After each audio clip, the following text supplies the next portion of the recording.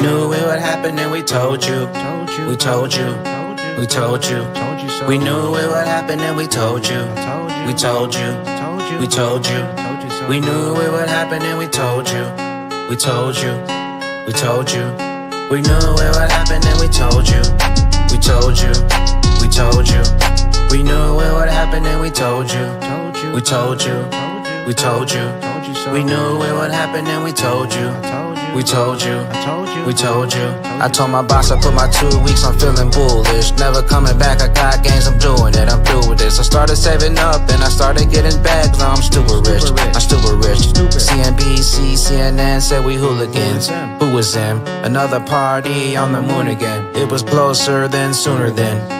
I'm sorry that you missed it, I'm sorry that you missed it. James Rule got a shirt and it says I told you so. I didn't mean to say.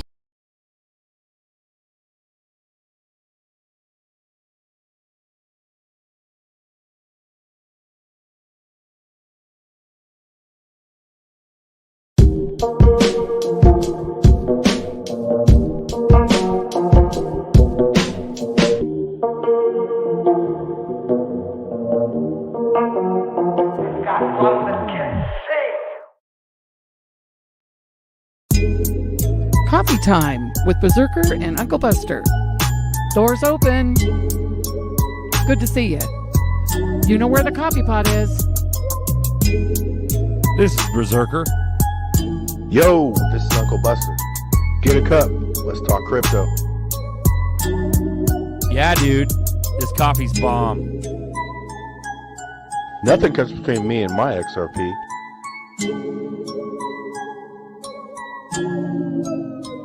All in.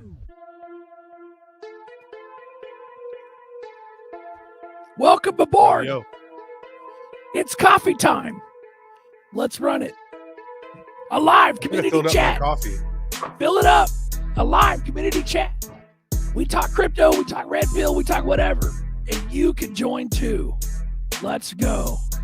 Welcome aboard. Let me go ahead and turn it down a little bit.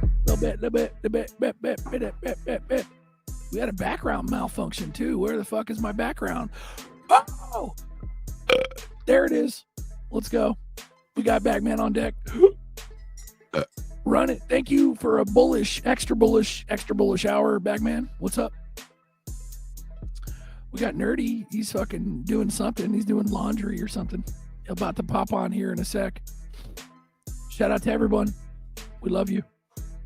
Let's see what we got in the chat. Hey, Blue Crew, mount up. There's some fucking scammers in the chat. That bitch. I have a quick question. I have an OKX wallet with 14 or $1,004 USDT. Delete I have it. 12 C-frames. Yeah, that's a fucking cut her fucking head off, Blue Crew. Let's go. That's not real. That's a fucking scam. We get those every after every show. Those messages come up, man, because they don't like us. They don't like you. They don't like us. Yeah. We got stuff in bags in the background by Bagman. Thank you for all the music throughout the years, Bags. Shout out. Let's see. We also got No victim zone. We're doing crypto no consciousness. Let's run it. Ooh-wee. Pump it up. Mojo, what's up? Fuck yeah. Thank you. Absolutely. Thank you, Mojo. Without you, we'd be just talking to ourselves. Like, what the fuck? You know? Tim Shea. What's up, Pim? What's up, Nerdy? What's up, man? Yep. Island Ghost, thanks for telling everybody. Yeah, usually we delay a little bit because we're on the extra bullish hour. So shout out Island Ghost. Thank you. Yep. We got Bradley Sirencion. Yo, what's up, Pim? Island Ghost. Thank you for being the sound Nazi on Zerk earlier. We appreciate that. Zerk needs to get it every once in a while, you know. Yeah. That's correct. That is correct. I was about to tell him to unplug all his shit. Unplug it all. Reboot your computer. It's like, and that reminds me of, what is it, Forrest Gump, where the guy's like unplugging all the shit when he's doing a speech. Fucking great fucking speech. Yep. Oh, man. Here we Forrest go. Gump, man. Nelson, XRP Nelson. Ooh. Let's go. I love my Jenny. Hello, Me and Jenny man. like peas Bro, and carrots. There's a lot of like satanic symbolism in that movie too. That's so fucking, dude. If only the sheep Forrest knew, Gump. dude. Yeah, if only the sheep knew. Let's run it. Let's go, Island Ghost. What's up, boys? What's up, Fuma? Oh, Howdy. talking about what me and Fuma were talking about before we hopped on there. Did you hear about Anthropic, the Anthropic CEO? The Anthropic CEO was asked if he knows how his language model works, and he said no. Damn.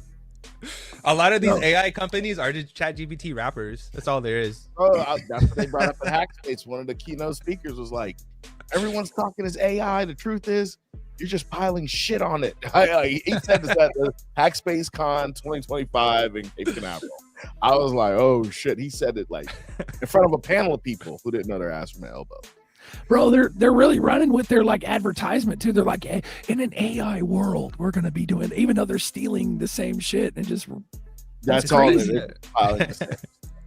Shout out lower level. Yeah, I think the battle is already fought though, man. I think the spiritual warfare already determined if AI is good or bad, and it's already determined. You know what they're gonna use AI for. So I think we're going in good times, man. Fuck yeah. Halifax, pre-rich ducks and good glitches. What's up, pimp? Fuck yeah. We Even that chick there's a Facebook girl. Yeah, she comes through, but she always asks AI questions about, ascension and all that. Dude, the AI is spitting fire to this girl. I'm like, there'll be like 4 minutes. I'm like, hey, I don't know who programmed that motherfucker, but spot on, like, of your deep beliefs. And they'll go, yeah. I mean, I've thought about sharing her because I save her shit on my when she pops up. I've saved a few videos, but I'm like, there's no way that's for the bad right there, because AI is just spitting fire to him, and she's just having a conversation. But the crazy part about that situation is that even though the language model is giving her all this information, she's just listening to it. She's not even using it. She's not even trying to fancy of comprehending the information. She's just blown away that it's giving her a response that's different from her own. It's crazy. Yeah, Island Ghost on them Coors Lights already. Let's go. Hell yeah, let's go. Damn, that's fast. Damn, hey, it's like, she's East Coast though, man. She's East Coast, but yeah, drinking that piss beer. A Rocky Mountain piss. Yeah, let's go. Ooh-wee. We got Richard Gilliam. That makes you think like Panama. Ooh. That's why I don't believe this is the first time AI's been around. Oh no, it's been around since the 60s or 70s. No. I think AI's. I think they've went through dimensions like even on Earth where we've got to the point to fucking go with AI. You know what I'm saying? This ain't the first time AI in how many years has Earth been around that it's been deployed. I think it's just a certain times where. Yep. How do we not know that the old world already came to this conclusion, but it just killed them because it wasn't. They couldn't control like it was a positive rather than being a negative. Exactly. Fucking Jeffrey Dahmer. Shout out to Jared Doherty out of Down Under. This is international, guys. Everybody's everywhere. They're in fucking Panama, fucking Australia, fucking New Zealand, fucking everywhere. And what do we call that? Monkey and potatoes. Monkey potatoes. Let's wash the potatoes without knowing that we were shown etherically. Yeah, let's wash We're all them. seashells. We're connected to the ether. Ooh, it's like they did that symbolism in fucking Avatar, where all the trees are connected by the root system and shit. Yeah. Well, we're all radios, so basically, when you put out a signal, we're all basically on the same station. You know what I'm gonna say? We're just on Your a radio station right now. That's the problem. Fucked up station. On a dumbass Fix that shit. fucks. Fix that They shit. don't even know what's going on. That's what's sad. You're like, dude. The more stations that come online, the more that the old timeline doesn't even matter anymore. We're just going to project our own new timeline. And they're trying to make this fake ass ether with all their cell towers and all this shit. If you look how they place the cell towers and all like the 6-7G and the tera waves and all that shit, they're basically trying to mimic an ether and trying to basically keep us in a state of low vibration. Really. It's the Tartarian natural grid, the flower of life, grid. They're fucking duplicating that. Yeah. They're trying to keep us away. They're trying to keep us away from the mountains, and they're trying to keep us away from bells. Well, it's what fucking what's his fuck? Not just the mountains and the bells and the temples and the spires. what's his fuck in modern day Mm-hmm. ish is Tesla, fucking Nikola Tesla, bro. He talked about the same ether. That's why he invented all the fucking the motors and the fucking generators and Yeah. the, you know what I mean? Have you looked into the Byzantine Empire and how the Byzantine Empire was basically like the first? I believe it was the authentic Christian people, and That's where I think. Oh, God. they were saying on all of Iran and all of that area, there used to be a whole bunch of churches, and they used to, and when you were walking up the mountain or walking through that region, you would just hear bells. You would just hear bells just ringing through all the mountains and stuff. But they destroyed everything, and that's what goes into your whole, Islamic versus Christian empire and the Crusades and all that other bullshit. But basically, it comes to that conclusion that, hey, you know what once was destroyed to keep us on a lower vibration state. Bro, Evan knows, dude. Y'all spitting truth today. It's a good day. You guys are Today talking was a about good day. flat Earth, but have you guys heard about the no real trees on flat Earth? Oh shit. What No, is bro. this? What are the trees? Run The it. real What? the real trees, all the real trees have already been cutting down, like the big massive trees, like some of the Yeah. mountain tops Oh. have been shaved off, look like tree trunks and shit. Yep. So Mhm. Oh shit. Yeah, That'd I've be heard, insane, I've heard of bro. that. it's called But no then, real like, when- trees on flat Earth. Yeah, that goes into Holy moly. We got Johnny and the little- Beanstalk, right? The Johnny and the Beanstalk. That's what I was thinking. Child of. Yeah, theory of how the trees went into the heavens, but there actually were trees in the heavens. That's crazy. Oh, But if fuck. like even Tesla, like he had some hidden knowledge that we don't have now, right? If he could figure all that shit out then, and that's why we don't even know if the Earth's flat. But like, if I go back 20 years ago, I wouldn't fuck with even thinking the Earth could be flat. I'd be like, man, you guys, What that the was like fuck? conspiracy. Like that's easy way to conspiracyville. But then once you're in conspiracyville, like I don't think I Yeah. know anything at this And point. you bro. can't. I'm The here. crazy part Right. is you can't deny this theory. It's because of the great floods and how the floods were supposedly to destroy the giants, but in all reality, the giants were actually trying to save us. And if you look at the Great Walls of China, they're facing the wrong direction, and that goes into Islamic, and their beliefs of Moog and the Jug and Moog and Oog or something like that. I forgot the names, but basically that goes into the battle of David and Goliath and how we fought giants and shit like that. So it's like, what is the real truth and what were we really fighting? And I believe that goes into the giants were actually maybe helping us to fight the demons. They destroyed it because it was our greatest adversary. Who knows? But you can literally you can see giant, like massive snake mountains and things shaped in like different, horses and elephants or whatever. And even if you cut into the rock, it looks like meat. It doesn't even look like, it looks like petrified meat. It doesn't even look like rock or trees or anything like that. Do you remember that PDF I sent you about like all of those historical events, like the flood or whatever? That there's astrologers that like mainly Chinese astrologers, but there's a planet that comes into our orbit that aligns with all those events in history, like the Yeah. Great Flood and all that shit. Nibiru. It's That's basically like the planet freaking curing itself or getting rid of all the junk, basically. Yeah, that's the third sun. That's the bigger sun that's orbiting. And that's exactly what we've been taught about the three suns. There's a bigger sun that has a mini sun, the dog star or whatever, Cyrus A and B, and then you have Nibiru, Planet X, and then basically it has a cycle, and through these cycles, like it alters the frequency of the planet where things can start being unveiled, and that's what they got rid of all the bells and shit, because we're actually being controlled by demons that are actually like legit demons who are actually on this planet. It's not some mythical, whatever story. It's real shit. Like it's an actual real war that we're really facing, and that's why everyone in every religious text is telling you to pick up a sword and fight, because it's a legit fucking battle that's been going down for ages.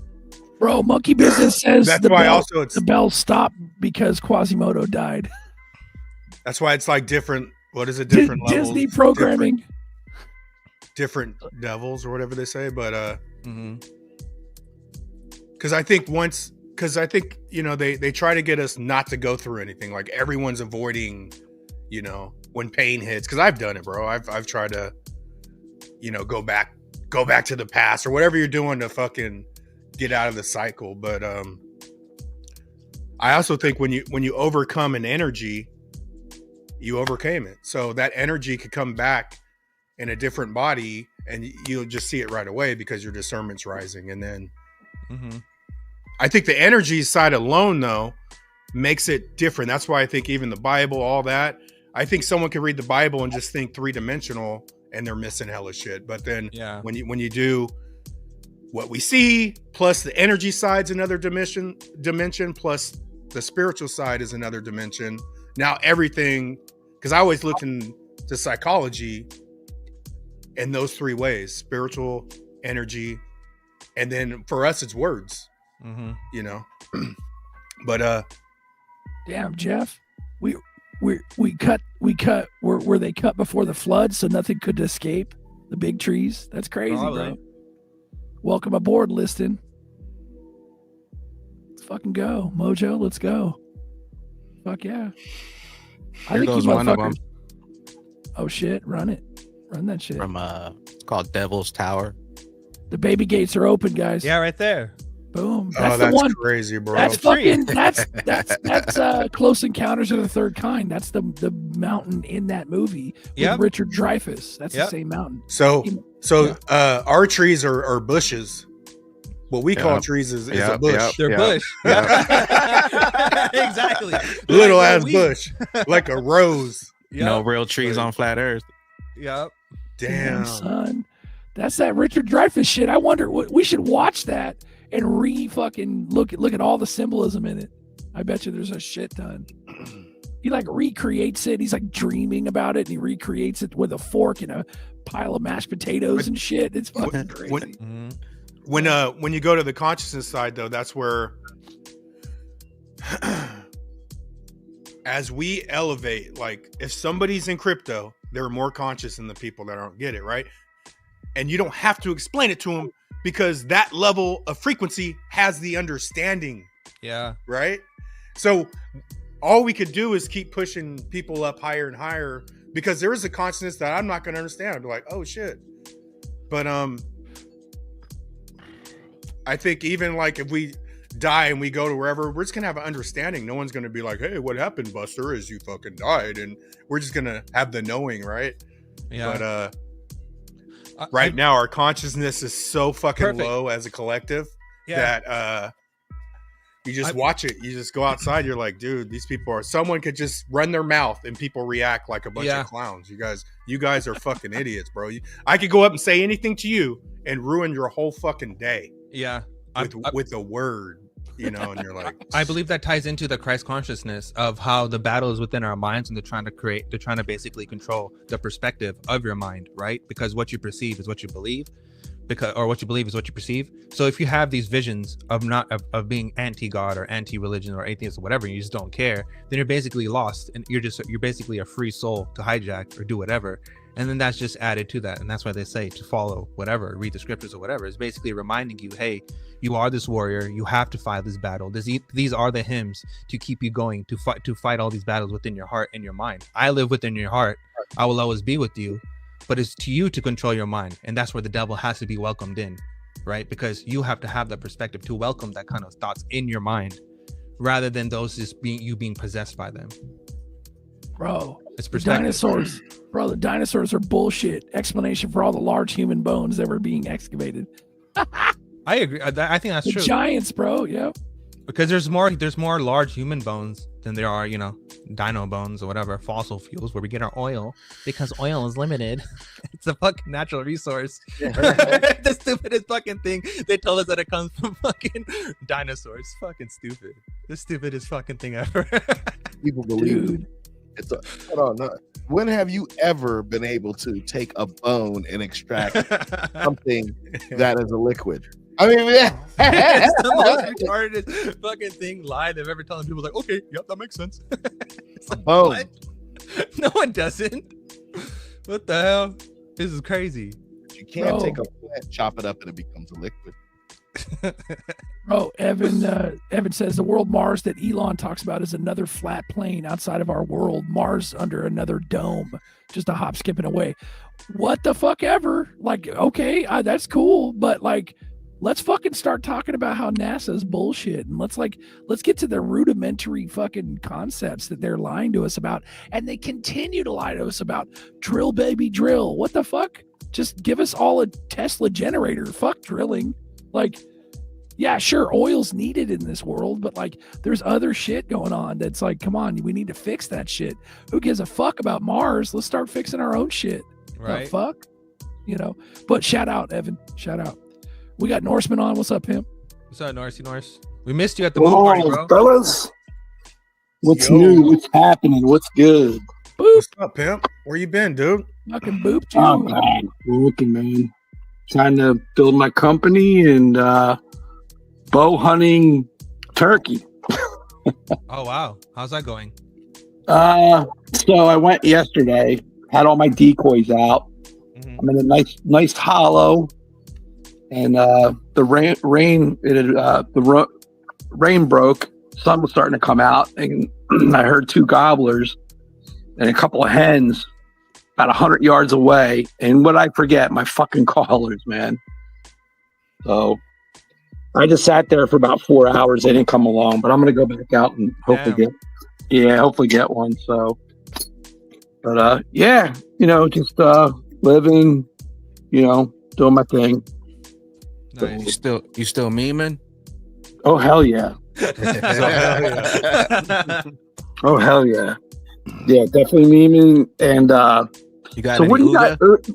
Let me just touch base with you guys. What do you think XRP? What's your realistic price prediction? 30 mil. Oh, come on, man! Come on, man! money. I ain't 30 playing. mil. I ain't fucking playing. I mean, I would for say real. first chunk pop, a couple $100. This bull run, you think it's going to hit 100 bucks? I don't No, think the bull bull run. I run? don't think the term bull run exists. I think it's going to change fundamentally overnight. So Wow. you could call it a fucking bull run, but I would say a couple $100. But I believe in the ramp up, like Buster's Utility talking run? about. Utility It'll be- run. I say- In other words, It's a lot bull of run fun. implies that we're going to have a bear run, a bear Mhm. cycle. We're not. This is going to change the world. We're never coming back. So So this it's is not a it. bull, it's a utility run then. It's Yep. fuck. There you go. And we'll Yeah. hit Mhm. that we're at 240 right now, 238.72. I believe we have to pass 3. We have to pass 280. We haven't fucking passed that bitch yet. We have to pass 280. Pass I thought 280. Didn't it get up to 3 on this a couple? Yeah, but it doesn't months count. ago? It doesn't count. We have to stay there. You can't just go. Got up all right. They don't Gotcha. count. Yeah. So we have to get past 280, stay at 3. Once we get at 3, 6 is the next one. Once we get Okay. to 6, we become number 2. People start to panic, and then from around 6, 7, we could probably go around maybe to 13, 15, around that area, and that's where Bitcoin goes. I think this bull run, I think it's going to get past Ethereum on the market cap. That's just my own thought. Mhm. I'll tell you this. So, me being the meme guy, and XRP's never had memes. And if this goes the way that you guys are saying, some of these meme coins are going to fucking go through the roof. Yeah. Whether you like it or not. I mean, look what Sheep did. Basically on the Ethereum blockchain, Solana blockchain, now Base blockchain. You know what I mean? And this is all. It's going to be interesting. I stacked up on XRP, Army, and Phoenix. Or what I think those two are going to fucking do amazing. Norseman. I didn't know you were such a gamer. I love Hey. you, man. Norse, I'm way past the whole like meme fight, utility versus meme. I love it. believe everything's gonna go out of control. Oh, it is. It is. Yeah. So it is. It is. If without a doubt, it's going to definitely. If you hold anything in the top 100 listings of market cap, you're going to come out okay. But meme coins are. Trust me. And again, they're fucking stupid as shit. They're just ridiculous. But I think with the whole Phoenix Rising, the narrative, the community seems really good. The X page are constantly doing it's a real good community narrative. It's going to pop. I think people are going to jump on it. I think people are going to see what's going to happen. You're going to have your long-term holders like us that have held on. You're going to have your midterm players, and then these new people are going to say, "Oh shit, well, I can't buy XRP because it's fucking $50 or $100. I'm going to buy some, Phoenix or XRP Army. And I'm telling you, and then you're going to see these some of your long-term holders that are anti-meme. You're going to see what's happening, and then you're going to get a dump in more money into that, those memes through the long-term holders. That's my own. Norseman, I totally agree with you. I've been saying that for years. That's why I jumped in with Bagman and the videos and the memes years ago. I love the memes. We're part of the Ooga community, but I hold Phoenix, I hold Army, and I would rather hold a meme. To be honest, I probably hold more meme tokens or just tokenized assets, if you want to call them that. Right on.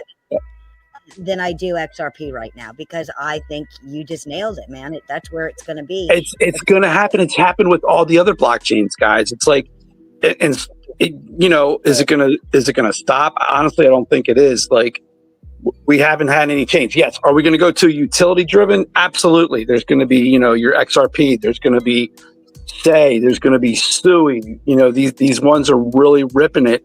And again, as much as I hate Bitcoin, I still think it's going to be the daddy for a while. You guys holding any of that Bluminati? Yeah, man. Ultima mind, soul, and body. No Bluminati, but I'll look into it. The Bluminati is a tokenized community for the Blue Crew. Yeah, I mean, who started that? Who's the dev of that?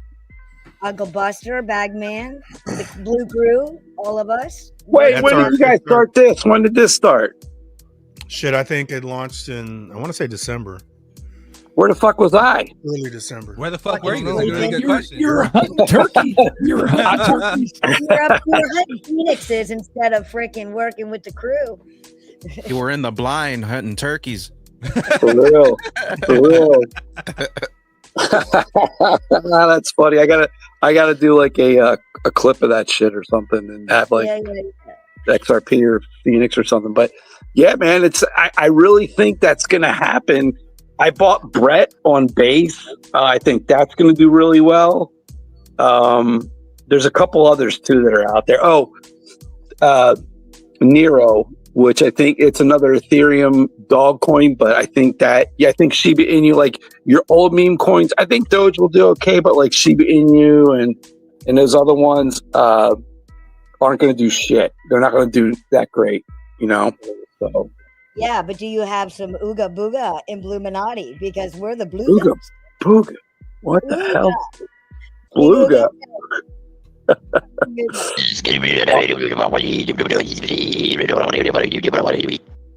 him, tell him, Ooga. You tell him, Oogie. You fucking tell him what's up, man. Norsemen don't know. The hell? They Don't need to know King Ooga? Norse needs to know. Welcome to the jungle, Norse. That's tell him one more time, Ooga.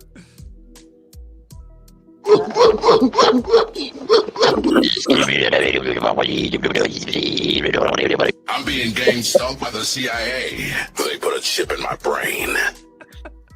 Why does that remind me of We are Bishop. What's up, my brother? What's up? Bishop, what up, pimp? Hey, Bishop. Hey, we got a little battle, and it seems like we're still getting consciousness comments. And we got Bishop. Bishop wants to turn this to consciousness, bro. More.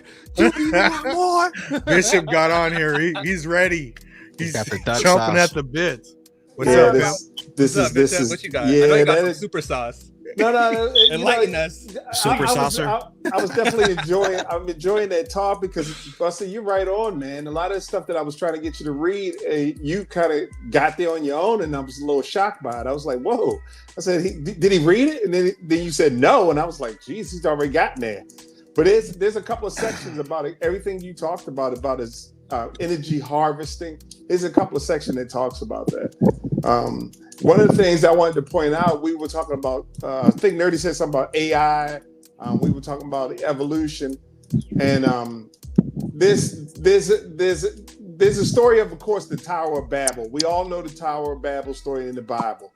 The one problem that we all seem to have, and we're looking at that particular story through the lens of our own arrogance. We as human beings at this time, we believe we are the most advanced beings that has ever lived. But and increasingly over the years, it is becoming hard for us to even we realized that there were technologies before us. I mean, we had the pyramids themselves stand as a testament to something was going on that we don't know about. But you have cities like Pumapunku, you got Baalbek, even the Sumerians. They were telling tales of technology long before then. And so when we look at the Tower of Babel, we actually think, we take it literally and look at it through the lens of our own arrogance, saying it was actually a tower that they were building towards heaven. But it doesn't necessarily mean that it was actually a physical tower. It could have been a mental tower, even a technology that they were building that God had to break them up from because they were reaching them. So this technology existed. It's quite clear now. There's something that went on that we don't know about.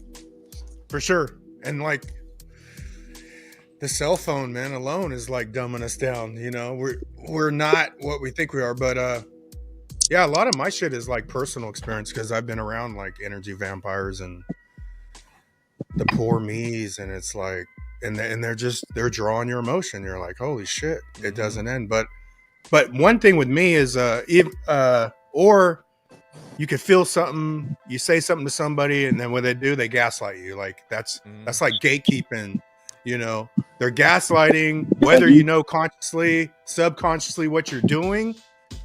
That's like the other side shit. You're on the different side of me. If you're going against my intuition, you know, and that's why the people that are sending are in their truth, right? If you're holding on to like lies, secrets is, it's all gonna be turned against you in the long run, right? You could be cool with a little group, secret societies using their power and secret, what is it called when you have a common, when you're a secret society, you're like a cult. What's the word I'm looking for? Cult.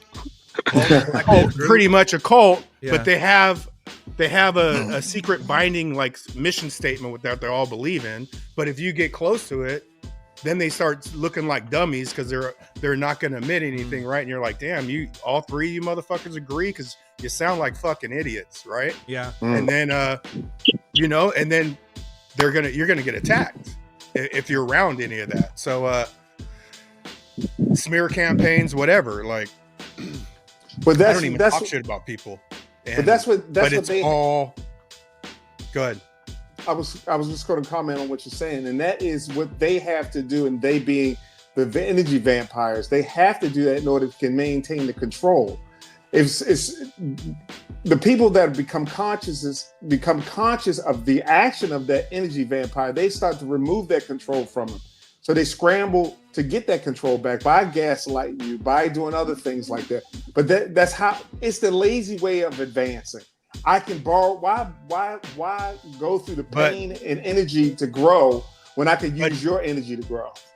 I see it as different levels though. The people that are doing that are the lower level on that side, right? They might not know they're getting used, but that's where the MK Ultra, right? They've been trained like that because there's people above them that are using them, right? Exactly. And then it's a tier system, right? Well, the funny thing about this whole conversation, level, but to the negative side. I hate to use word negative and positive. Yeah, the dark side. But they're higher level beings on that side of the fence. They are not. They're not lower level frequency. They're higher level, but darker. Yeah. So those beings are not unintelligent. No, so they're more doing intelligent. The same thing. They're doing the exact same thing. They're robbing energy to advance, but they believe that that's the way they should be advancing. And so they get to a point. If you ever get around to read this book, it's pretty good at explaining this. But they get to a point where they realize they can't advance anymore like that. They can't keep robbing energy to go a certain way. They need other people to help them, and then they switch sides. And that's where also.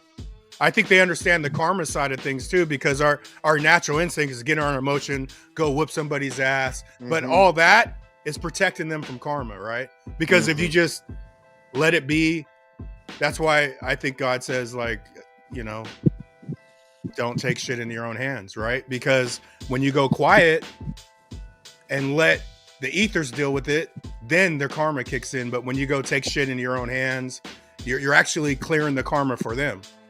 right, on the physical. And I think there's a lot of plays, but So average in Joe order Blow. to control, Go ahead, Lizard. can y'all hear me? Can y'all hear what I'm saying? Yeah. In order to control the amount of loose, you have to control your emotions, right? And that's why I play golf, because every time's a bad shot, and how you react to that is right on target with what we're talking about. If you can control that loose, right, you don't give them that satisfaction of getting soft when you hit a bad shot. No place else can you go for like 3 or 4 hours and exercise that muscle than playing fucking golf. That's just me. That's what I do. Because that motherfucker, like, well, I'm not saying that. I'm saying it works for me, right? Because I got a lot of fucking horsepower in that muscle, right? So I've had to learn over the whole lifetime to control anger issues, right? So, I mean, look at some of the top athletes. Exercise. Yeah, I was Look going to at say some. something real quick before Bishop goes. Go ahead. Because this is related to what Bishop was saying. If you look at all Tartarians and all like Byzantine style Christianity, they have this chart which is basically it's flat and then there's a dome on top of them, and there's a spiritual person wearing a robe that's trying to escape this, right? There's literally paintings of that happening. So this goes into, I read someone's comment earlier that said that someone said that there was a multi-level system in the book of Enoch or something like that. I think that's what it really comes down to, is that there is levels to this, and that goes back again to the ocean argument of we do have a physical ocean that is way more dense than the water is that we have, and we can't go below it. So there is actually levels to this, right? And how do we not know is that within those levels there is a spiritual war on each plane. The higher you go, you're closer home, versus if you get sucked into drug consumption, alcoholism, or any kind of these things, you're basically alcohol, the name itself, you're basically drinking spirits, and you're dumbing down your frequency itself, right? So I think what it really comes down to is intelligence raises your frequency and your vibration, which allows you to enter denser dimensions because you press more because of frequency and how it travels. And you I like what you just said, because there was a couple of cases of a woman that had a psychic ability. She said she was pretty accurate. She said she could hear stuff, hear people talking to her, and then she was getting information. But then they said that she was having some kind of psychological problem. They started putting her on medications, and she said all of a sudden everything had gone quiet. She couldn't hear anymore, but as soon as she was off of it, she was back to being accurate again. And I've heard this story many, many times, how the drugs separate us from our consciousness enough that we even believe that we're in the dream world. I've had some family members that had the same experience. You can do it anytime you take drugs. You feel like you're on this different dimension, kind of this feeling. Some open your mind, some close your mind, and that is the truth of it all. But going back to this whole thing of controlling your emotions, just think about some of the top athletes that become really good at their game. They all call it the flow, and what it is that they become into this really calm state of mind during all that chaos. And at that point, they can see everything. They see the motions of people's bodies. They know they can predict where the next thing is going to go. And you've heard Michael Jordan talk about it. You've heard Tiger Woods talk about it. Anybody's that experienced that can understand that feeling. And it only comes about when you control your emotions and not let the event control your emotion. Yeah. That has a lot to come with humility too, right? Of understanding yourself of, okay, I reacted badly in this situation and how can I correct it? But that comes with awareness, humility, putting down your ego, and all of these are intellectual higher power qualities that you have to possess. Sure, ego's a big one. But in order to possess them, you have to go through pain in order to come to that realization. That is correct. I agree with you 100%. That ego is the thing that the ego tries to stay itself alive. It does its job. It's trying to keep us alive. It tells us that we're right no matter what. Even when other people tell you something is wrong, you go, no, I'm right, you're wrong.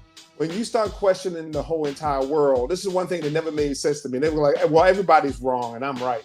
Or they said, everybody's wrong. That's impossible. Not everyone can be wrong. So there must be something wrong with your premise. And a lot of people can't get there. They can't even get to the point of questioning their own premise. Well, here's the thing. I'm gonna hit you with the curveball. Okay. The whole point of spirituality, of reaching the divine, is about surrendering the ego.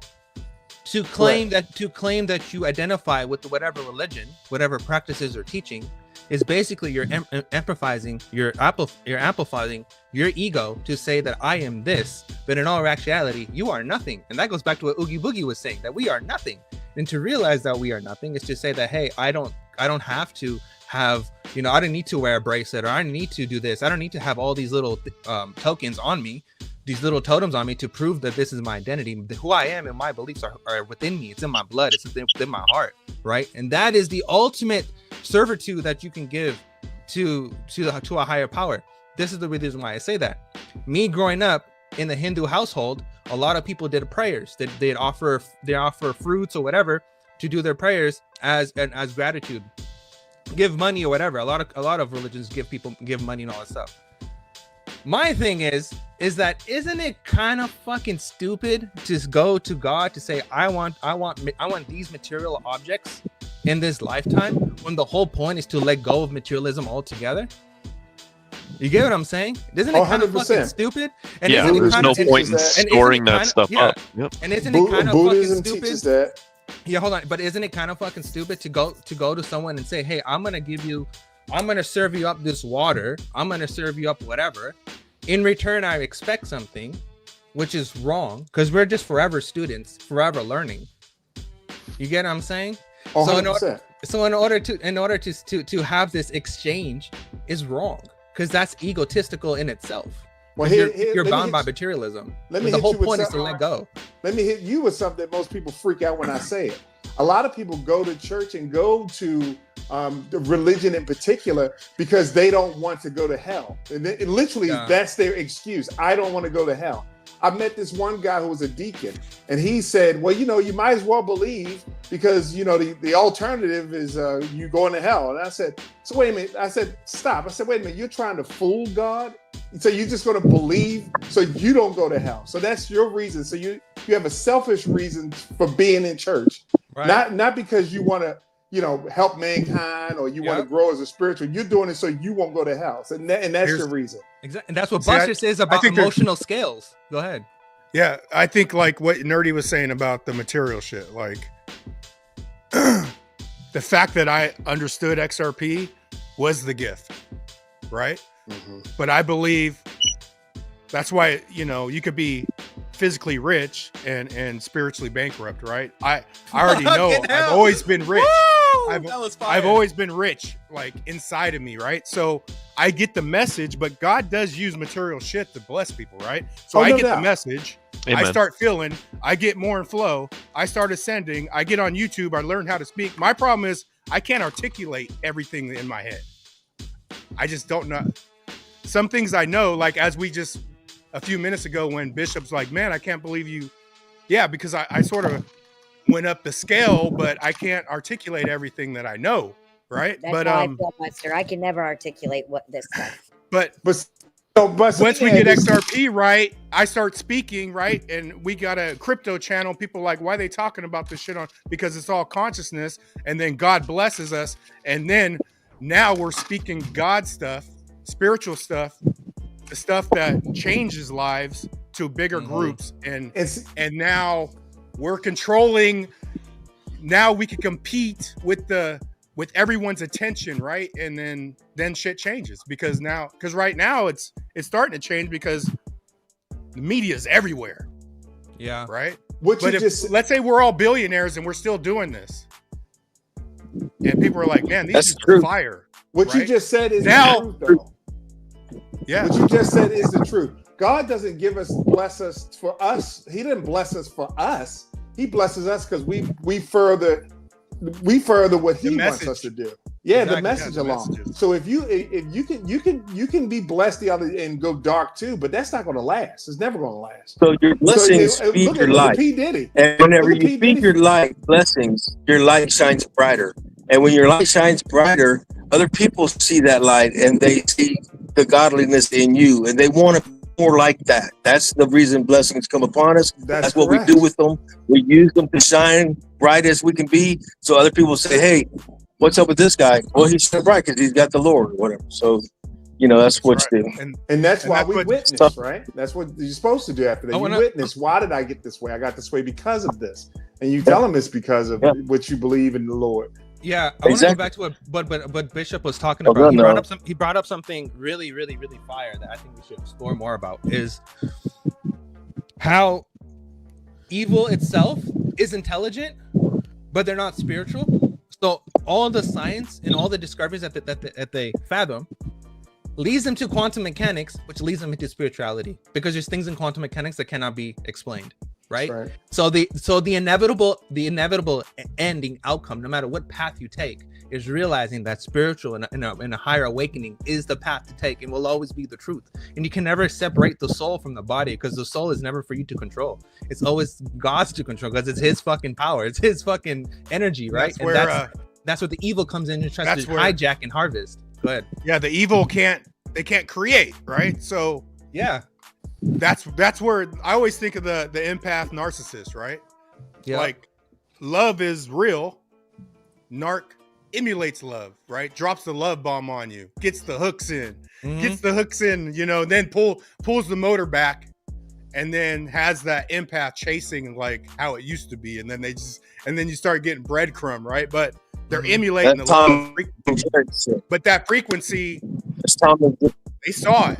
They saw that frequency in you, and that's why I learned. But even when you go give back them the to keys to touch the conversation, like you can have a conversation and you can make things that's issues that you have or things that bother you, and the narc is like taking notes, man. And then whenever you get a chance, here comes that shit right back at you. So you give them the keys by whining and by speaking out your suffrage, right? You're not supposed to speak out your suffering. You actually, like the wounded empath wants that validation, right? And that's where everyone has their own currency, because that validation, they know you want their validation, and they purposely don't give it to you, right? And then, and that's where it's all currency at the end of the day. Well, the people on the other side, their goal is to make you think that you're separated, that you have nothing, because at our core, we constantly want to connect to our spiritual side, to God itself. And their trick is to make you believe that you are alone, that you are not, and because they know that desire is going to kick in, and then they can come in and replace that desire for you. I become the one that you want, not God, not the divine. But even if you look back into the Big Bang Theory, if you believe in the Big Bang Theory, everything started at one core and blew out. That means that everything that is in the universe is from the same thing.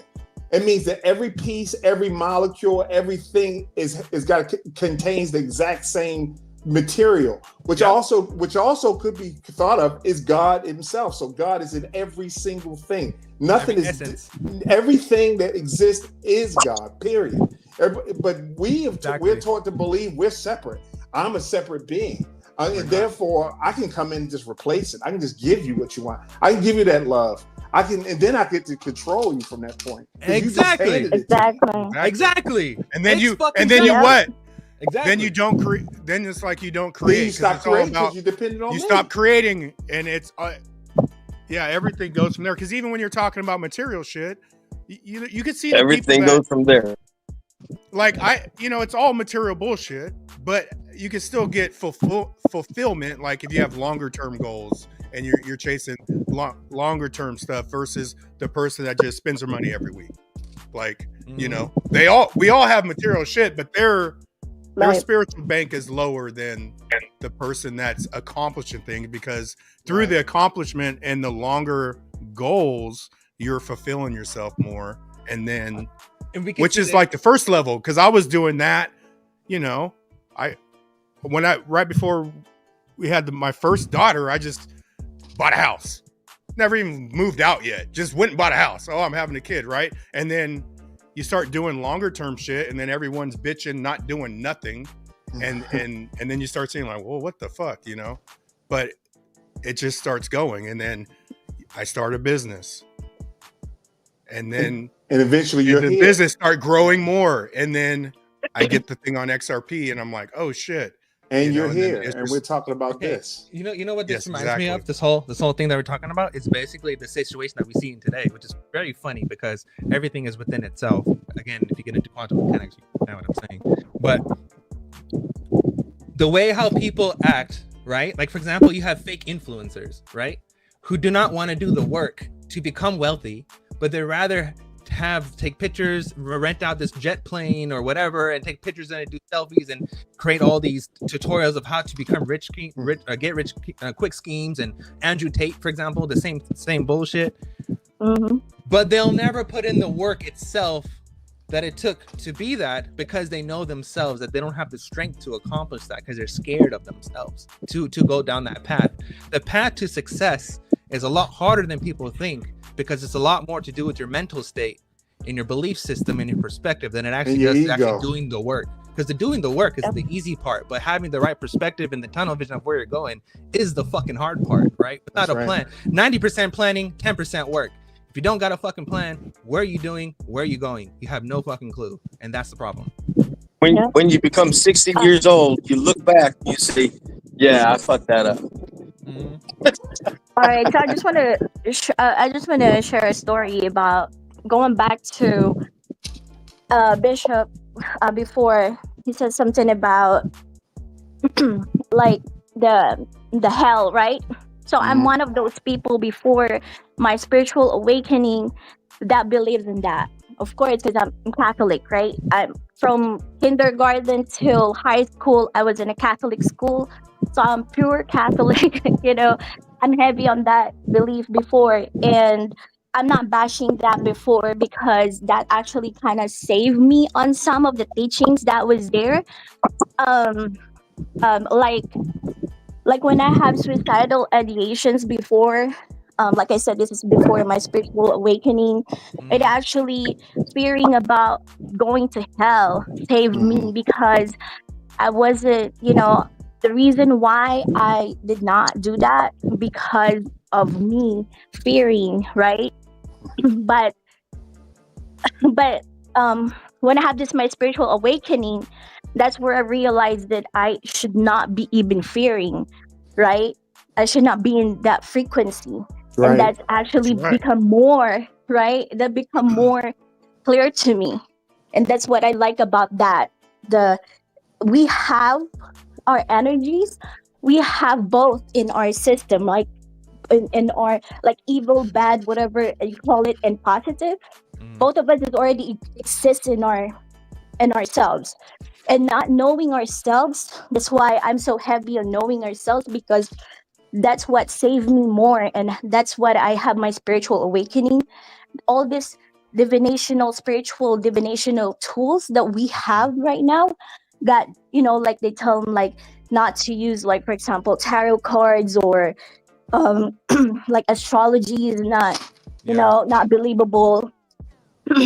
Sorry about that, my voice too. Yeah, because of that reason, right?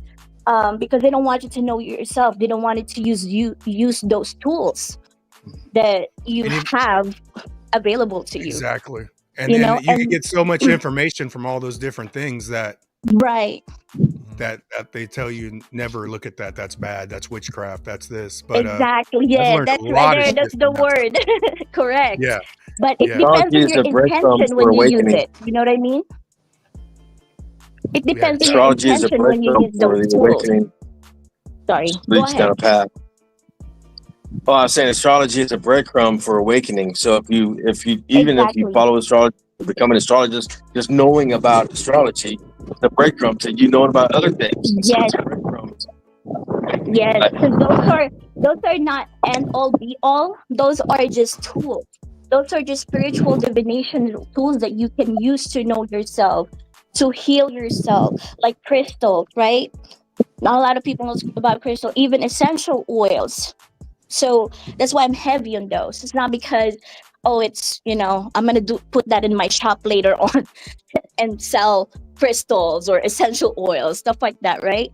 So those are, it depends on your intention as well, right? But even Using like tarot cards can go ahead. but even when you say spiritual awakening, normally that happens through being like isolated, right? And most people fear to be alone to begin with, right? So they're going about their life to do everything not to be alone. But really, when you go through an awakening, that's when like they need you alone because you can't even see clear because you got a bunch of fucking clowns around you that you know. So, but even that in itself is and then next you know you're like, okay, yeah, I could. Yeah, it's not like that. And a good example of that is Jesus himself. He had to leave. Yes. He went into the desert by himself. He didn't ask people to go with him. He knew he had to go by himself. He had to go on his own. Yep. The Karens would be like, the Buddha. Karens would be at Starbucks. Yeah, let's Buddha. go through a spiritual awakening together. Let's do it tomorrow. All four of us. You know what I'm saying? It doesn't work like that. And you're right, love. Okay, this is my Buddha also did the same thing. This is my personal view on totems or any kind of anything that you need to interact with any kind of spiritual element. Okay, this is my personal view. Is that none of it is needed, and all of it is most likely probably witchcraft, and it's all probably all bullshit, right? Because in reality, what it really comes down to is surrendering, right? Is to let go of everything and to just acknowledge what is and just go about it and to just accept your path of what is. Astrology helps. I think astrology and tarot cards and all this stuff were hijacked. I don't think they're actually used for what they're used to before, but I honestly do understand. I don't want to say believe because I do know that astrology itself is being misread. How people are saying, oh, you're this sign, you're that sign, which is actually all bullshit. That it has to do with the time you were born, the place you were born, and the location you were born. And that basically is a guide to you itself. Again, what Bishop said, we're all from the stars.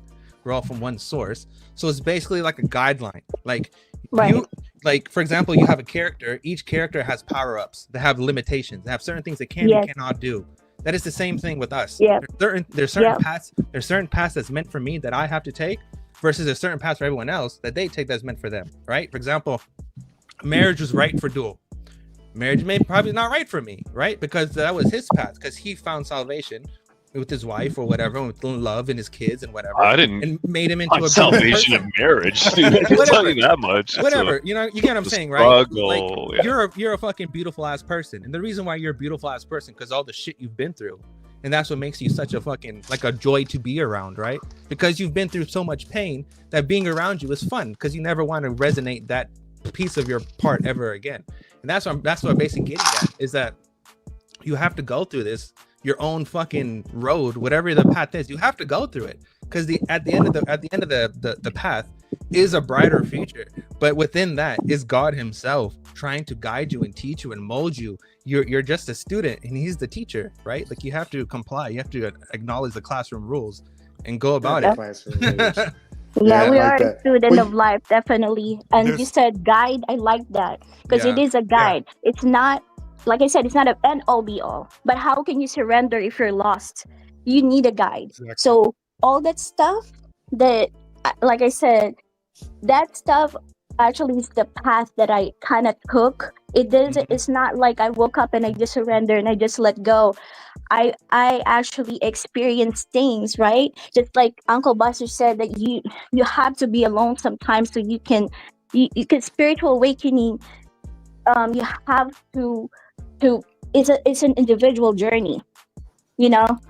You can you can do collective consciousness later on when you're already more aware about yourself, but knowing yourself first will lead you there. You cannot be just conscious awakening right away later on, you know. And real quick on what Nerdy said, I think it's all of it. It's because everyone gets there on their own path. So like surrender is part of it. Like you said earlier, lady, healing, man. You watch people. I've watched people that are just fucking codependent as fuck. I've been codependent, but I mean, codependency is alone stopping people from because they don't want to heal, right? But I think healing is a big part of it. Surrendering is a big part of it, and all these things we've talked about is a part of it. But the one you gotta have a reset. I'm hop off. And so I think that's why I'm down here in Mexico is because I'm like this is a reset for me. So I'm getting myself in the ocean, what's something I don't normally do. Come down here in Mexico, and it's a total. It's a reset for me. So that's the same thing. I take the astrology, and this is what I what I projected, right? And so I want to be here when this thing kicks off, like Monday. Like we're fixing to go, so we're gonna get the switch is gonna flip. We're gonna all be rich. And so this is what I projected, and I want to be doing this kind of thing while that's happening. And exactly. I think it's gonna be great, man. Just loving life. Focus on where you want to go, not where you don't want to go. But yeah, I love talking about this shit. We didn't even talk about really crypto today on the show. Thanks, Buster. But, I'll be listening in my ear. Let's bring that but that's back why I for a love second. Let's bring it back for a second. Let's not dismiss, as Baggy had it on his show, and I didn't know about it until I heard it on his show, is that let's not dismiss the fact that the CME, Chicago Mercantile Exchange, is the second largest. I think New York Stock Exchange is is the largest, but CME is the oldest. It actually is the oldest. Two of our, and we're going to have an ETF that's introduced on the CME tomorrow, and then Buster was talking about 520, and I mean, usually it takes a day for that to actually kick in. So I think this is a big deal that should not be dismissed. It becomes legitimized. We're gonna wake up tomorrow morning, guys, and XRP is gonna be down 50%. It's gonna be glorious. and I don't. That's actually probably true. And they're gonna use those futures contracts to just absolutely smoke the price. That's what I'm has kidding. to I'm happen. kidding, guys. I'm kidding. But Oh, no, yeah. I agree with you. I think that's going to happen. It always happens. It always spikes and then drops. And we're going to see that spike and drop, and then we're going to see as the regulations kick in, more people are going to want to get into it. If XRP gets to a higher number, they won't be able to buy it directly. They're going to have to go through ETFs. And I know some people say ETFs are not important, but I disagree with that. I think it's a part of the formula.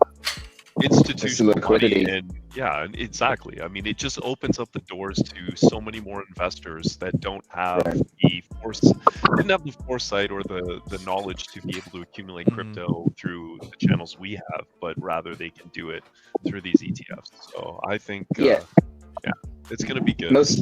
Most people can't handle custodying their own crypto when they're first getting in. So this is a way for them to be kind of risk off, but make a small percentage. For us, we're Dejan's been in this, crypto world forever. We understand the value of what we own. We're not trying to make just a quick buck. We're trying to make generational wealth. There's a difference, Yeah, for me, the ETFs CME just one step closer to DTCC. Once we get derivatives, we blast off. So the CME is just one more step in that direction. One more piece of the puzzle. That's it. It's the liquidity. It's the major liquidity that we need, because all the liquidity is locked up in traditional financing right now, and we're just getting small portions of it in a DeFi now. Now we're able to get trillions of dollars instead of billions of dollars actually coming and inflowing into crypto. So this is the major unlock we've been waiting for, not just with the ETFs, but with the regulations. Look at the stable coins. You got real world assets, using stable coins in a massive amount right now. Like everybody's talking about stable coins, but they're going to have to use some bridge to use. You broke up. Say again. That ought to bring us $20 XRP. Well, like you just said, is a man, lot. I agree with you 100%, because I keep trying to get people to buy cold storage wallets, and they won't do it. It's too confusing for them. But this ETF will be a way for them to do exactly that. Get a little piece of it without having to think about it. They can just go to they'll go to their brokerage and say, "Hey, what about this XRP?" And they'll introduce them to the ETF, because they're going to make money on that. And so it's just going to open the door. Yeah, we're talking what, $5 trillion that Brad was talking about. I mean, he didn't just say a number for a reason. He mentioned $5 trillion. What is that all coming from? I mean, if we're just talking about ETFs, we've got 23 of them looking to come on and start utilizing the XRP ledger. It's obviously going to be from stable coins, because now we have major players starting to utilize the stablecoin RLUSD. We got exchanges starting to list it, more and more. Like we've had just like 2 in the last 20 days listing RLUSD. So I mean, all that's liquidity that we need to get us to the peg. But my real issue is this asset's been so suppressed for so long. Everybody in this community knows it. I mean, the real value of XRP should be about $17 right now. So once those NDAs are no longer valid, so to speak, we have full unlock for, you know, XRP with no more bullshit. I hate to say it like that. No more bullshit delays with cases and people involved to suppress this asset down. I think that's when we'll start seeing the FOMO happen and actual real money being shown instead of just dark pools. Into Wall Street. They crashed the boat into Wall Street. I mean, that if that's not the most biggest symbolizing fucking thing that they were here. I mean, what more does it take than a fucking wrecked fucking boat that the Bearable guy's been on for months? Crashes it right into fucking New York. Fucking A. He was wrong about a few things. 3 days after the death of JB that we were gonna moon, that didn't happen. That prophecy was out the window there. That prediction crap is crap. Let's be real. All we need is we need regulations. Let's be real. When we see the regulations are going through, we see that this case is finally ending. We see the evidence of these ETFs going into the CME, not just applications. 17 applications. We were all praising 17 applications. It's actually going to be on the second largest exchange of the world tomorrow. That's evidence. That's what we need to look at. It's not evidence. The spot ETF isn't going live tomorrow, though. It's a futures contract, right? It's true. But that's the Also first step. true. And all of the big. I mean, there's futures contracts for all of the major commodities, so and exchanges or indices. So. Yeah, it's a necessary thing. It needs to happen. It's a necessary thing. That's it, exactly. It's a piece of the puzzle that we need to see. Logical evolution of this being adopted globally. Yeah. Correct. It's a good thing. I'm glad to see it's happening. It's slower than I wanted it, but it's happening. It's happening. I mean, that's it. Dude, we got SOB 121 out of the way. That was the major crush to the markets and for institutional money to get in, that any kind of big players to get in, really. So now that that's gone, now that that legal hurdle, and I did say it was going to be about 30 days after that SOB 21 was going to get out in the public that we were going to start seeing inflows. I don't know how many days it's been, but I think we're damn near pushing about over 30 days since SOB 21 got, moved out of the limelight. So, regulations with stable coins is on the books right now. I mean, obviously it's going to happen. We're starting to see all the players starting to line up right now and start professing that they're going to actually start purchasing crypto. We got the court system saying that they're actually legally able to purchase crypto. So I don't really see much hurdles left. Hopefully it doesn't take a lot longer than some of us are anticipating, but we do hear price before regulations. I'm not seeing any major price before regulations right now. So, I mean, we are about 30 days away from pretty much regulations. So it could happen really anytime, God willing. I'll say, a lot of us here have been here forever, and, it's eventually going to happen, but, being patient sucks. I can say that. Oh, no doubt. This is going on 11 years for me. This is ridiculous. Yeah, dude, you're so old. Oh no, did I say that out loud? No, dude, 11 years is ridiculous. I've been around a long time, man. I've been around a long time, and 11 years holding XRP. That's crazy. That's so ridiculous. Wow, that's amazing. In September, it will be 11 years for me. Man, you should have been buying more, man. How come you only have 1,000 XRP, dude? What's up with that? Dude, I got way more than that. Believe me. That's a blessing. Believe for me. Sure. That is a blessing. That's all you'll need in the future is 1,000 XRP to be. Well, we got plenty more than that. Trust me. Dude, yeah, I'm around the 1%. So you know how they've tested all these systems, all the systems they've tested. They've run all kinds of glitches against us and all kinds of shit. So, but what they haven't done is tested the drops and how a drop's going to flow. So whenever you get an increase of drop usage, and will that be enough liquidity to keep the flywheel turning, so to speak? So they have to have price before they can test drops. That's the way I see it, and I think that's what this next step is going to be. Well, it's two drops per It's 2 drops per transaction right now. So you have 500,000 transactions per XRP. So I mean, drops as a use case. Drops as a use case due to increased price. Like if XRP goes to $100, everybody's going to be using drops, and you wouldn't mind spending money with drops, you know. Right. But if XRP is $100, that's what you're going to be using is drops, because it's going to be the test for smaller increment transaction. That's what I hope happens, that we get to a triple digit so fast that it doesn't give me the opportunity to lock profits between $13 to $25. And at $100, it's going to pull back to a level that I'm uncomfortable with. So I probably wouldn't sell any XRP at that point.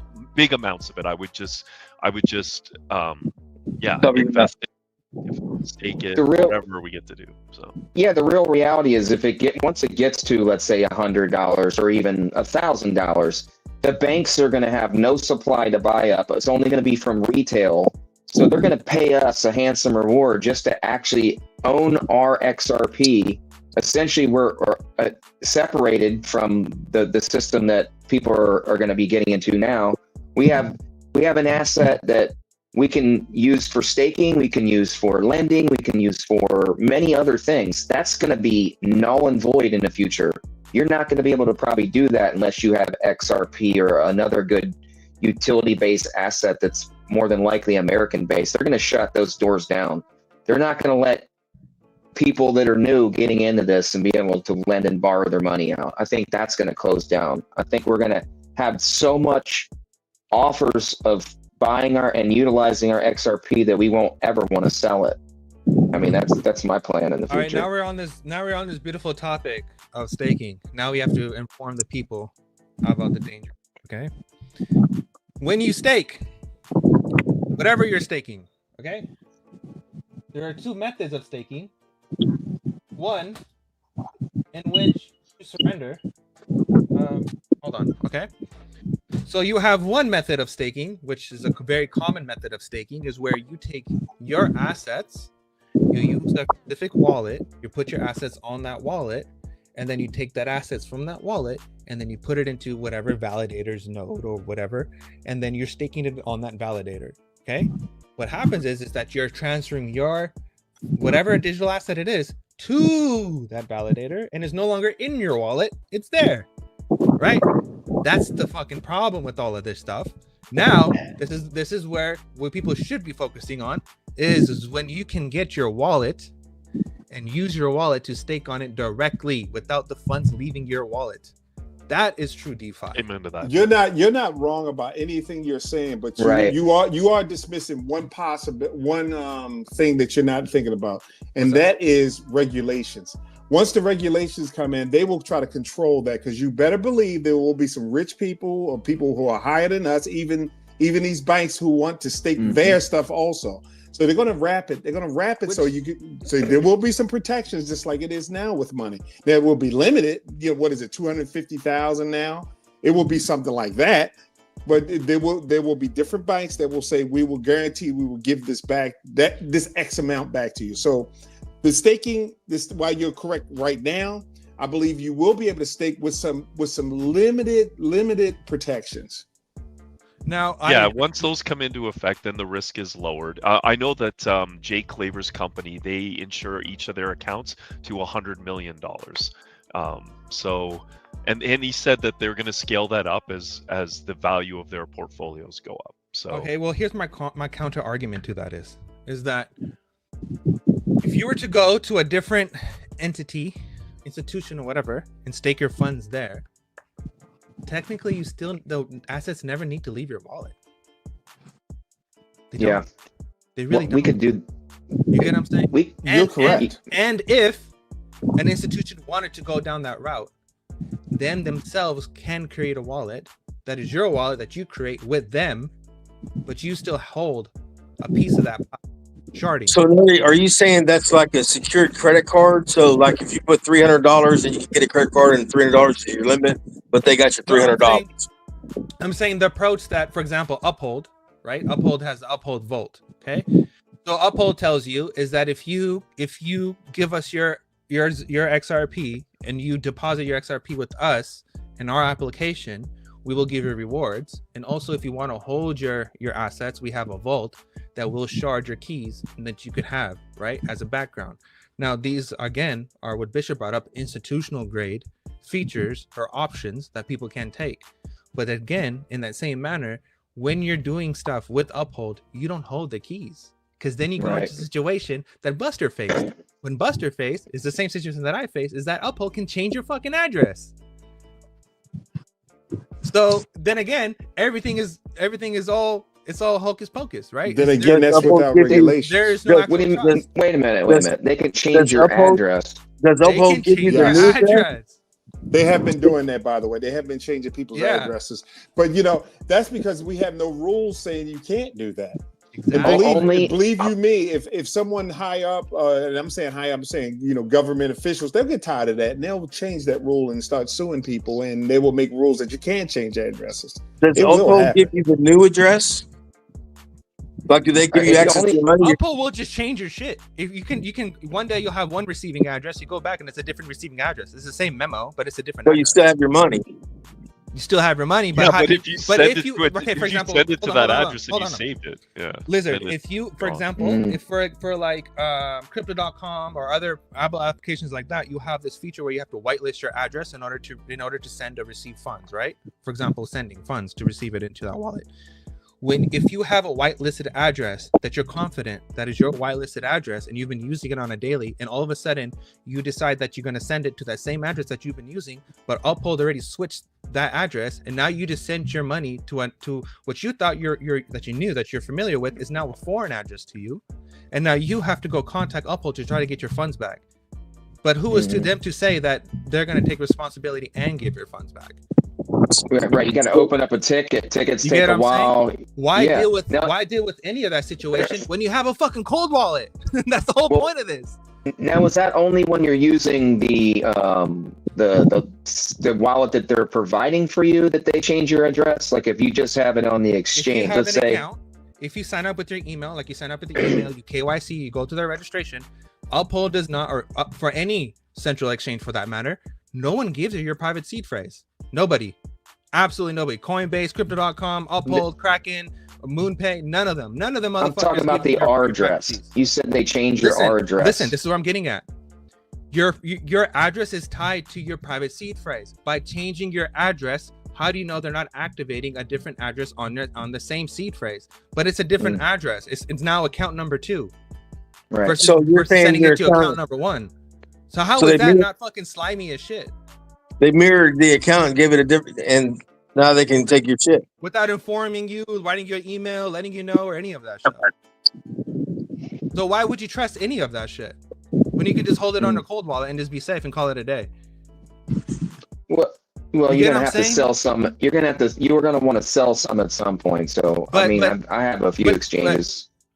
Caleb and Brown and all these places, they don't make any fucking sense. They literally don't make any fucking sense. When you can just open up your own shit and just have it, and you can have your crypto on this wallet, but then open up an entity, whether a corporation or whatever, and say, now my entity holds my wallet, but you are still holding your wallet. You are still in charge of your seed phrase, right? But now on a tax event, in the tax event cycle, it's seeing that your institution, LLC, corporation, or whatever, has those gains. So it was based off of those gains taxes rather than basis of you as an individual gains taxes, because they're two different tax brackets. Yup, good call, Nerdy. Yeah, that was Nerdy, it's so true. point. Nerdy is definitely on point here, no doubt about that. The problem comes in is that I'm sorry, but the problem that comes in is that people have problems trying to understand the cold wallets, and that's the the plug that could be done for channels like ours, trying to teach people how to use them, because not everybody's going to want to do that. They're just going to trust the banks to get this done for them. Go ahead, Bill. That's why we have so many ETFs. I want to say something, but I'm also responding to Jeffrey in the chat. So I'll just do it online and then I'll say what I was going to say. Jeffrey, that would literally be the only reason my wife would leave me, is if my friend turned me off. So yeah. Anyway, I think what Nerdy was saying was so true, and it's going to be very difficult for me to relinquish control. Has she always been so close-minded? Yeah, exactly right. So, it's gonna be hard for me to relinquish control, but I will say this, and that you don't want a single point of failure, and I think Nerdy will agree with me when I say, so spread things out, and if regulations come in, I agree with XR P Bishop that we should have safer, well-regulated options for us to have others control, basically house our crypto for us. And I think that provides a little layer of insulation if you're concerned about possibly being targeted and robbed. If you have control over all your crypto, and you have the private keys and it's in your house, and somebody breaks in and they hold you at gunpoint and they wipe you completely out, having a little bit maybe with the banks where they can't necessarily get to it easily might not be a bad idea. So just spread things out, but wait for regulations and stuff. Don't be giving up your keys too early is what I would say. So good luck, everybody. Yeah. Good luck, motherfuckers. Good luck. Yeah, I like that. Good luck. Watch out, glitches. Fucking Hunger Games. Good fucking luck, May motherfucker. the odds be ever in your favor. I'm gonna jump out, guys. Thanks for having. It's been a great one. I do want to See you, throw out, Steph. we do have the Blue Gub, the Bluminati and Ooga NFT collection that's going to be launched tomorrow, and it will get you a lot of cool perks in real live events. It's going to give you super access to in real live events, and an airdrop daily of Bluminati and Ooga into your wallet without having to do anything every day. And that was my soft shill for the day, but I will see you guys around. Thanks for having me. Later, glitches. Later, Chef. Peace.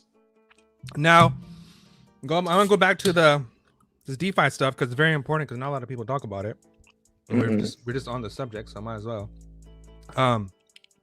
This is the problem with the DeFi bros, is that there's a lot of people on X and stuff that are pushing this whole DeFi narrative, but at the same time, no one is bringing up these cautions or these precautions that you should take.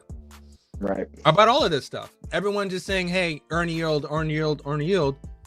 But no one is telling you who's responsible. There is no insurance in crypto right now. There's no regulations. There's nothing. It's a wild, wild west. That's why Hawk Tubo Girl got away with scamming people out of $2 million with fees, right? Because there's no nothing. So how would you trust an institution that pulled the same crap on you when they can just say, hey, show me the rules? What are you gonna say then? That's my problem with all of this stuff, is that there's a lot of people who are promoting this narrative that we're moving into this quantum crypto blah blah blah blah bullshit, whatever the fucking narrative they're putting out, but no one wants to address these fucking problems. Is that there's no insurance for anything. There's no FDIC. There's nothing of anything, and even FDIC can't even be trusted because they can't even insure everybody. So at the end of the day, what is your only smart choice to do? Click the link, buy a fucking decent wallet, and hold your funds and be smart. Because if you're not going to do that, then you're a fucking idiot. And this is why I know people have problems with Coinbase and getting hacked with Coinbase, or people getting hacked with another central place. It's because it comes down to that. Is that why the hell would you put your money, your digital assets, your funds in the responsibility of someone else to a stranger, which you wouldn't do that in real life? But you're doing it on a digital basis. They do it every day, of a trusted institution. Fuck you. That's stupid. That's the stupidest thing you've ever done. They do it every day with banks. Every last one of us probably has a bank account that our checks go to. Yeah, we do it all the time. Now, with that said, I agree with you 100%. I am never going to give up I'm going to keep my cold wallets. They're going to deprive from my dead hand. Flat out. Even if they put me in jail, I will just move to another country when I get out of jail. So I agree with you 100%. Yeah. But there are people who just don't think like this. They don't want to think like this. They want to be easy. They want that one button. They just want to go in, have the bank tell them what to do, and then they just do it. There will always be people like that. Yeah. People won't just tell you to invest for them and do all the work for you. or for them and them collect the gains. That's the reality of the average consumer that wants to make money in crypto. They're not willing to wait. They're not willing to be patient. They're not willing to do the research. They get wrecked all the time because it's a lack of knowledge. That's really 90% of people that get wrecked in crypto. It's this lack of knowledge. You know, I brought the DeFi up for a reason. I personally don't have any money in DeFi. I personally don't want to take the risk this late in the game to lock my money up on an exchange like another FTX. We know that's going to happen again. We know after these regulations that things are going to start falling apart slightly and restructuring to where it's going to be controlled. So that being said, you want to have the best exit plan that you can, obviously, to make money in this crypto space. And you do want to have a little bit of money set on the side, ready to load on exchanges. But don't keep all your money in DeFi just to make. I was doing the math today. If I put all my crypto in DeFi right now and I got the good percentage, I'd make like $4,000 if I left it in there for the whole entire year.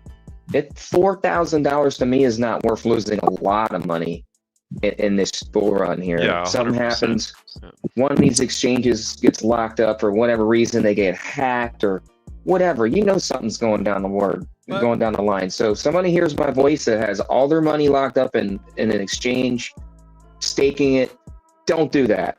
Get some of that money out of there. At least have 20 or 30% sit in a cold storage where if you do get wrecked, you got 20 or 30% of your crypto. If you're putting 100% staking in crypto, you are a ballsy guy, girl, whatever, and more than likely, you might end up getting wrecked. So, me personally, it isn't worth it. Not this late in the game. We're about ready to all make generational wealth.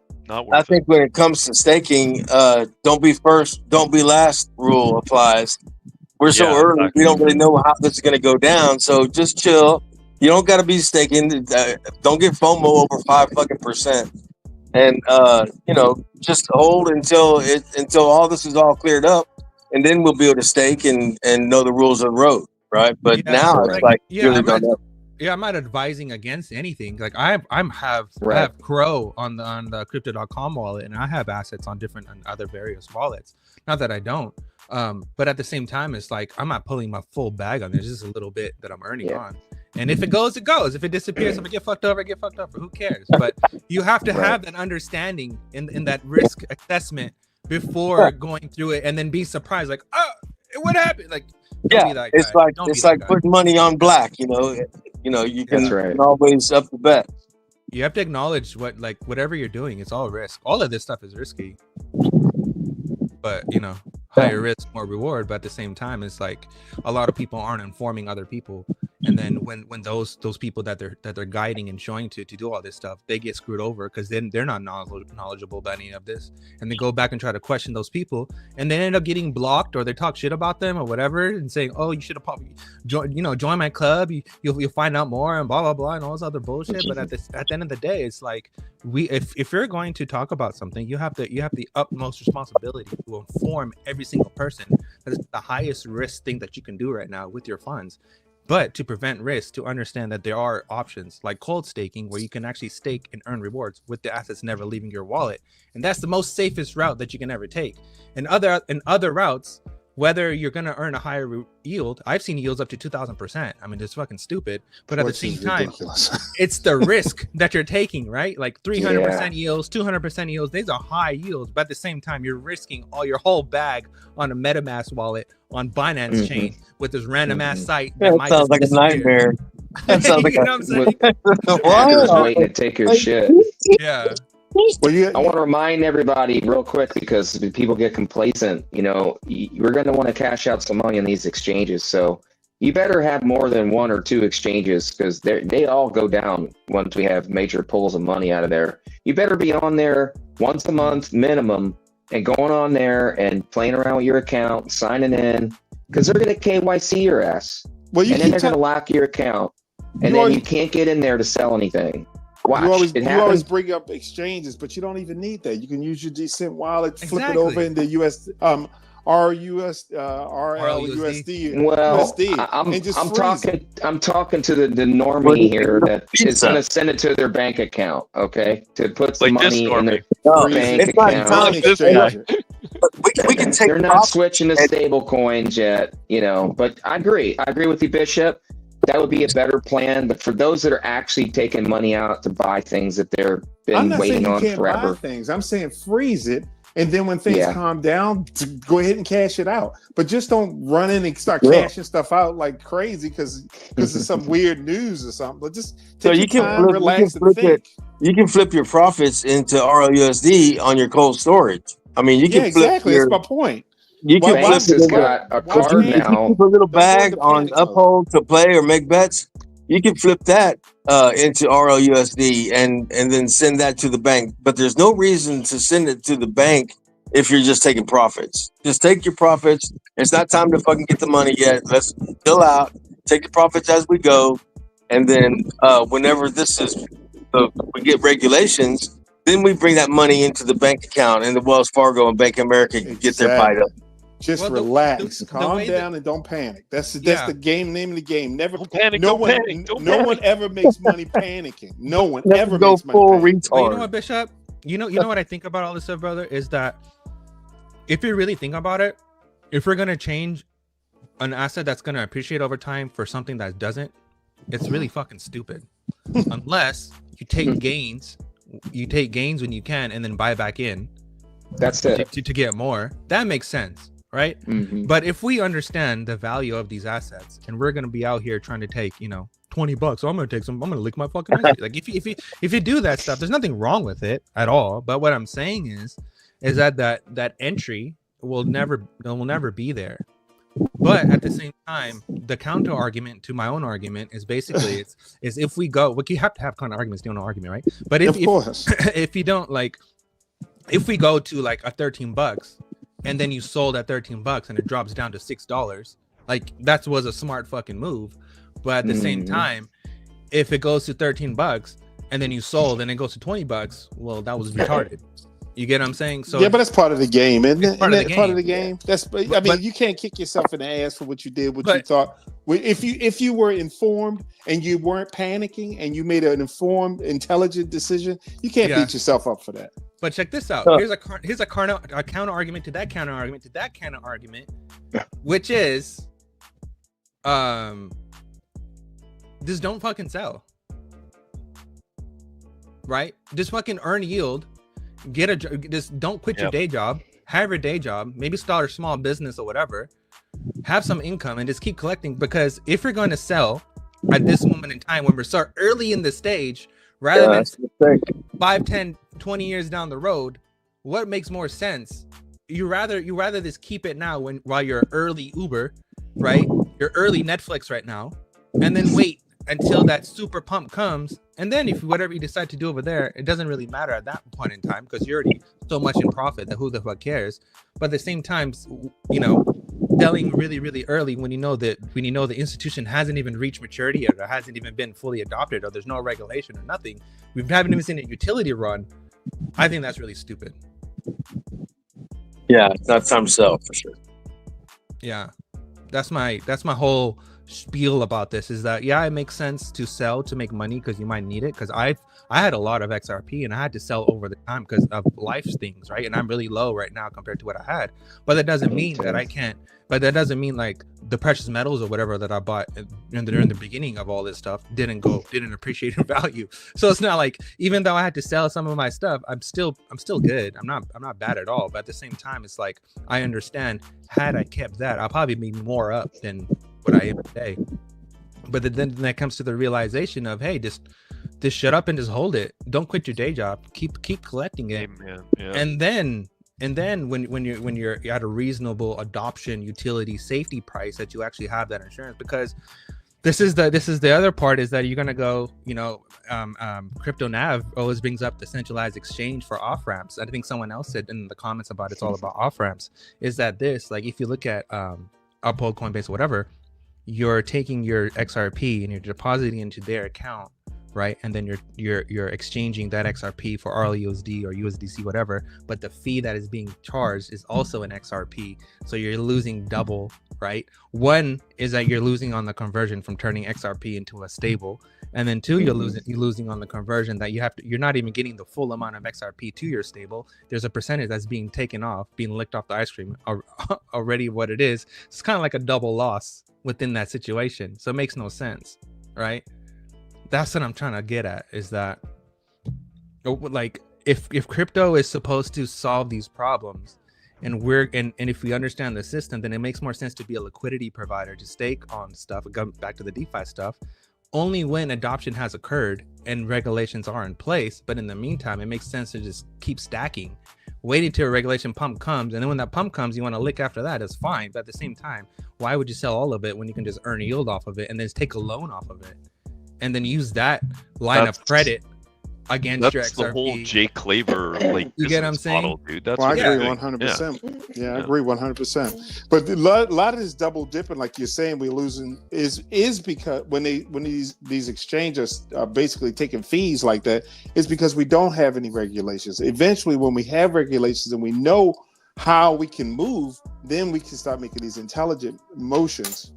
But it's selling your stuff right now with no regulations, you definitely you're losing money by selling.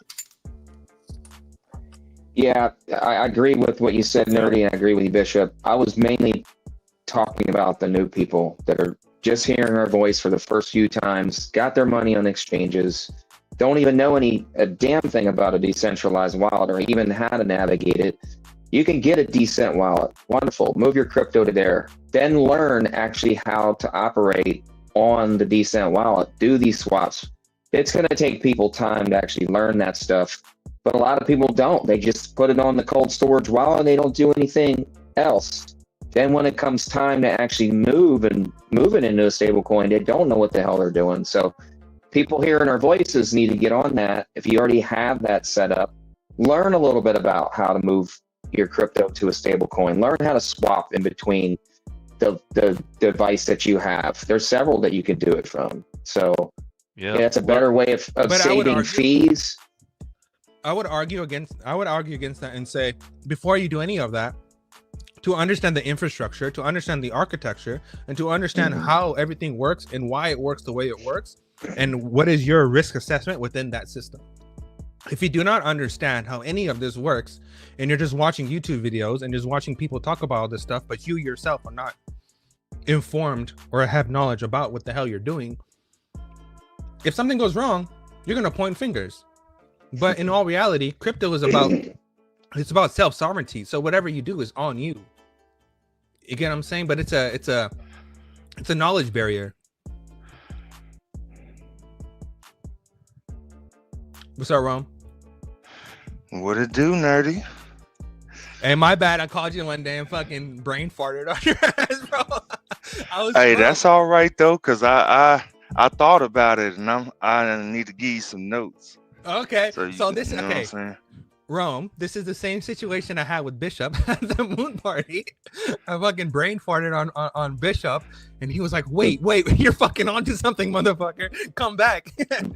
And then that's just how it goes. But Bishop, I have actually thought about way more stuff that I actually wanted to talk to you about. Maybe after the show we can explore. But I've actually came to a conclusion because I've been talking to an OG, and I think I found something that us three can probably build and benefit from. Hey, I'm down. Yeah, I think I found something that no one sees, and then we'll be good on that part. But NDAs, man, get yourself some NDAs together. Yeah, we definitely have to go down that. But how you doing, Rome? How's everything going? Rome, man, good, man. Everything is blessed. Everything is up. You know what I mean? So yep. We're just waiting on these numbers to go up. You know what I mean? Hell yeah. But shit, what's up to everybody on the panel? You know what I'm saying? Bagman, Duel, Uncle Buster. You know what I'm saying? Crypto Navigator, good to see you. You back in the States? Yeah, man. Back for a little while. I'm going back to the Philippines though. It's too nice there. Oh, okay. All right. What's I got that? me a Who's that? Sterling Mini. Rotisserie? Rotisserie. What's up, brother? How you doing? I I got the Starlink Mini right here, ladies and gentlemen. I just bought it. It is $299 now, everybody. So for those in another country, don't leave home without this. It used to be $500 now. Spend some money and upgrade your microphone, dude. It's super crackly today. Like it's driving me crazy. Actually, I could not get my DJI mic to work. It's for whatever reason it's connecting to the earbuds. I can't do the earbuds on my DJI mic for whatever reason today.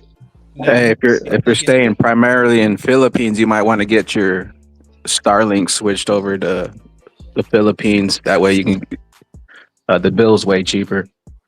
Yeah, I didn't hook it up yet. I gotta have a direct line of sight here. I'm in a condo, so I'm probably just gonna wait till I get back to set it up. Actually, While you're here, pick up a signal amplifier. It'll probably help you out a bunch. You can use your Descent wallet and get your Descent wallet from the link listed below. No, but seriously, if you were to get an signal amplifier, and if you have shitty signal because of whatever, it might help you.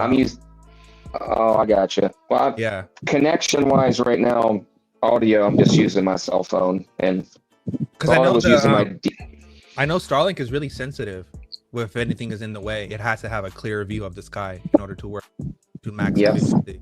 So an amplifier would probably help you with that. That's why I brought it up.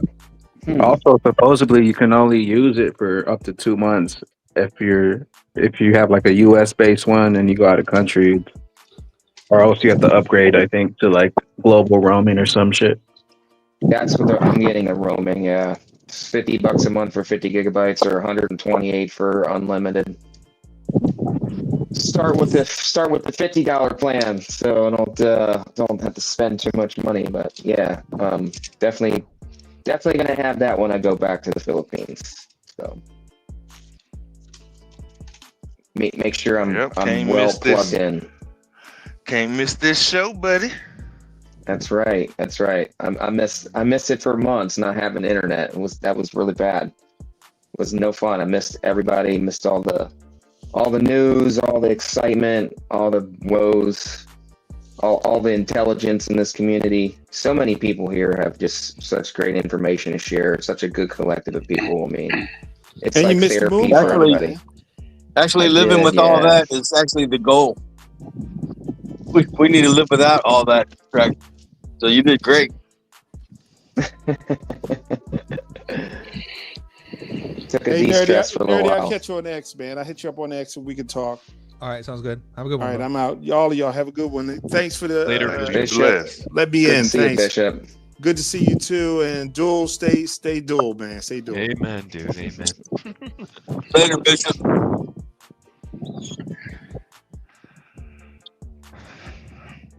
So Buster had to take off a little early today.